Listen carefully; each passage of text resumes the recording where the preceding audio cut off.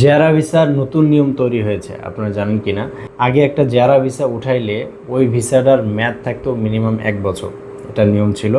কিন্তু এখন থেকে আপনারা জেআরএ ভিসা এই মাস থেকে যেগুলো উঠতেছে এগুলোর মধ্যে কিন্তু ডেট চলে আসতেছে যে এই ডেটের মধ্যে মাস্ট বি ওই জেআরএ ভিসাটা প্রসেসিং করিয়ে ভিসা লাগিয়ে নিতে হবে, আদারওয়াইজ ওই জেআরএ ভিসার মেয়াদ কিন্তু শেষ হয়ে যাবে।